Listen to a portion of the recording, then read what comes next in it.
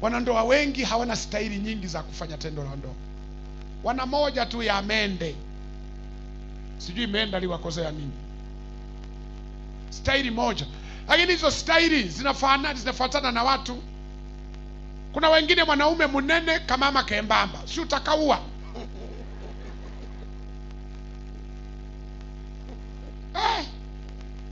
Mwe wabunifu. Amen.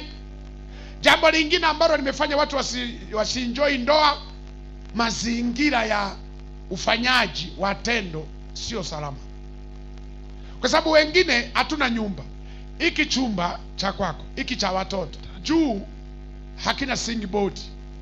Kwa hiyo kelele zote za hapa zinasikika upande wa pili.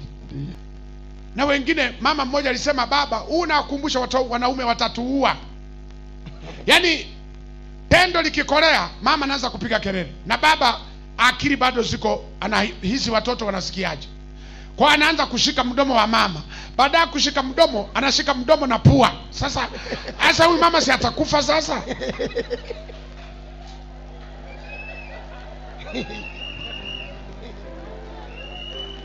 Si utauaka kama mama kutakaua.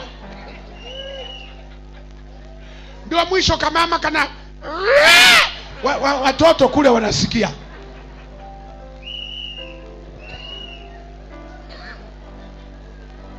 Shida. Muko hapa? Hiyo. Rafiki yangu ameamua akimbie. Anakuja, anapokea simu. Bwana Yesu asifiwe. Bwana Yesu asifiwe. Mtaua hawa wa mama hawa. Hiyo. Ndio maana niliwaambia wakati mwingine muwe na kipindi cha kutoka out. Tafuta kahera kenu kakulipa chumba, mwende Kasindi. Huko mnalipa chumba.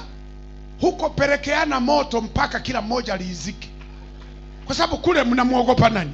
Muko peke yenu. Watoto hawapo. Watakao sikia ni wateja wengine wamechukua rumu zao, wapambane na hali zao. Hapo ndo mama kama makerere, piga yote. Asubuhi mnaondoka saa 11. Paka wanasema tu, kuna watu walilala hapa. Shughuli ilikuwepo. Mmewahi, mnajirudia nyumbani kama mama kana hema.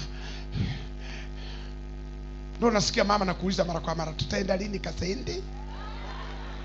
Maana kule ndo wanaona napata. Kwa sababu hapa nyumbani ukweli watu wengi tendo la ndoa hamu enjoy hata.